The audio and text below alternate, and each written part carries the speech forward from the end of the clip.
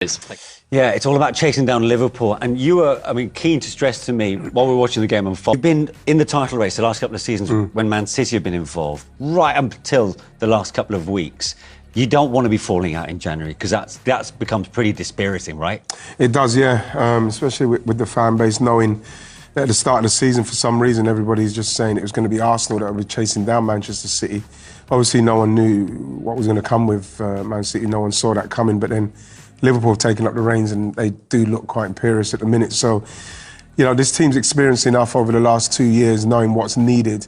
And I think that going into this game against the Brentford side, missing those players, Havertz and Rice and Saka, and going a goal down and still coming out on top, says that mentally they're a lot stronger and more up for the fight in respect of knowing what they have to do. Because I think 3 points today with Liverpool doing what they've done against West Ham and doing it so comfortably. Yeah, and that's the most important thing, right? Doing it so comfortably. Yeah, there was an element of comfort in the victory in the end, not like the Ipswich game, where it was a functional, resolute performance. But no, but this team have as Wright says, they've been the distance. OK, they've been 1 point short or been really close in previous years. Yeah, but they've been the distance. They've done it before. You know, they've gained that experience, and if they haven't, then obviously it's been pointless. But you rarely get a team that just comes from nowhere and goes and wins it. I mean, even the Liverpool team, they've been there, seen it, done it. They've won everything there is to win, really. So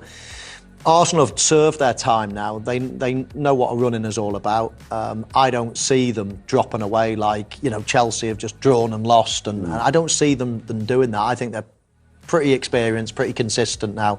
They went through all of January, all of December unbeaten. We're now in January. They won the first game. So Liverpool going to the weekend with a 6-point lead in his last 4. People will be asking, do they need a striker now, Ian?